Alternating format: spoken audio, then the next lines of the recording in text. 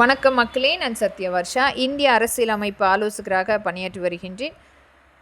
தேர்தல் அறிக்கை பகுதி 2 மருத்துவ பாதுகாப்பாளர் சட்டம், மருத்துவமனை பாதுகாப்பு, செவிலியர்கள் பாதுகாப்பு, மருத்துவர்கள் பாதுகாப்பு, காவல் அதிகாரிகள் நியமனம் செய்யப்பட்டு முறையான ஒரு நியாயமான விலை நிர்ணயம் செய்யப்பட்ட உணவு விடுதி, தேநீர் கடை, தூய்மையான சூழ்நிலை அனைத்துமே கொண்டு வரும் திட்டம்.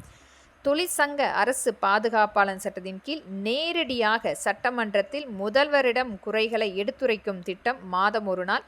தூய்மை பணியாளர்கள் முதன்மை அரசு பாதுகாப்பாளர் சட்டம். தூய்மை பணியாளர்கள் சம்பளம், காப்பீடு, ஓய்வூதிய திட்டம், உபகரணங்கள், உணவு உண்ணும் வசதி, இலவச வீடு, இலவச இருசக்கர வாகனம் அனைத்துமே கொண்டு வரக்கூடிய திட்டம்.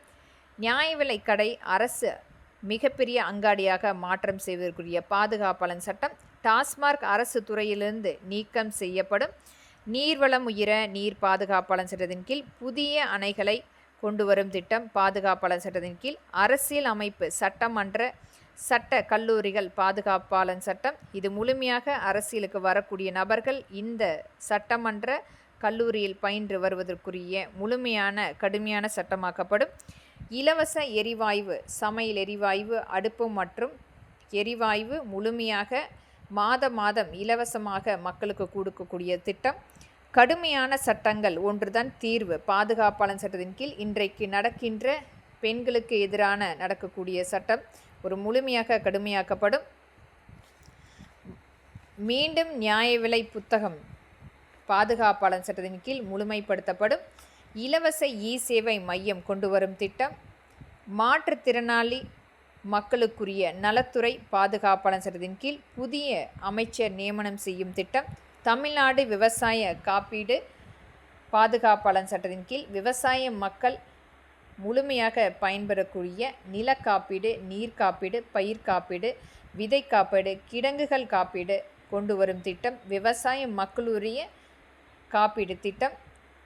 நெசவாளி தொழில் சட்ட பாதுகாப்பாளர் சட்டத்தின் கீழ் நெசவாளி மக்களுக்குரிய காப்பீடு, நெசவாளி தொழில் காப்பீடு, சம்பளம் நிர்ணயம், தொழிற்சாலை பாதுகாப்பு, ஓய்வூதிய திட்டம், அரசு கூட்டமைப்பு திட்டம் அனைத்துமே கொண்டு வரும் திட்டம். சப்சிடி மானியம் திட்டம் முழுமையாக அரசினுடைய கூட்டமைப்பு தொழில் அனைத்து துறையிலுமே பாதுகாப்பாளர் சட்டத்தின் கீழ் ஒரு கூட்டமைப்பாக மாற்றுவதற்குரிய அமைப்பாக இந்த மானியம் அனைத்துமே ஒரு முதலீடாக அனைத்து துறைகளிலுமே ஒரு கூட்டமைப்பு தொழில் அமைப்பதற்குரிய பங்கீடாக மாற்றும் திட்டம். வெளிநாட்டு வணிக முதன்மை சந்தைப்படுத்தும். நம் பாதுகாப்பாளர் சட்டத்தின் கீழ் நம்மளுடைய வணிகத்தை மேலை நாடுகளுக்கு எடுத்து செல்வதற்குரிய முதன்மை பங்கீடாக அமைக்கும் திட்டம். சிவில் ஸ்கோர் நிறுவனம் முழுமையாக தடை சட்டம் கொண்டு வரும் திட்டம். மாற்றுத்திறனாளி மக்களுக்குரிய நலன் மாதம் 5000 ரூபாய் அவர்களுடைய வங்கி கணக்கில் கொண்டு போகக்கூடிய திட்டம். அவர்களுக்குரிய சிறிய மற்றும் பெரிய வாய்ப்புகளை உருவாக்கவும் அவர்களும் நம்மை போல வாழ்வதற்குரிய வேலை வாய்ப்பு, தொழில் வாய்ப்பை ஏற்படுவதற்குரிய உடனடி திட்டம். சேவை மையத்தில் மாற்றுத்திறனாளி மக்களுக்குரிய உடனடி வேலை வாய்ப்புகளை அளிப்பதற்குரிய சட்டம். ஒவ்வொன்றாக அரசாங்கம் இதை அனைத்துமே முழுமைப்படுத்த வேண்டும். பள்ளி மாணவர்கள் மாணவிகள் மீண்டும் மடிக்கணினி பாதுகாப்பாளர் சட்டத்தின் கீழ் கொண்டு வரும் திட்டம். பத்திர பதிவு விலை குறைக்கப்பட்டு வெறும் 2 ரூபாய் முதல் வீடு வாங்கக்கூடிய, முதல் விவசாய நிலம் வாங்கக்கூடிய நபர்களுக்கு கொண்டு வரக்கூடிய ஒரு நல்ல திட்டமாக நம் பாதுகாப்பாளர் சட்டம். வீடு இல்லாத மக்களுக்கு இலவச பட்டா, சிட்டா, புது வீடு நம் பாதுகாப்பாளர் சட்டத்தின் கீழ் கொண்டு வரும் திட்டம். குளோபல் ஸ்லம் இன்வென்ட்ரி உலகளாவிய சேரி பட்டியல் முழுமைப்படுத்தும்.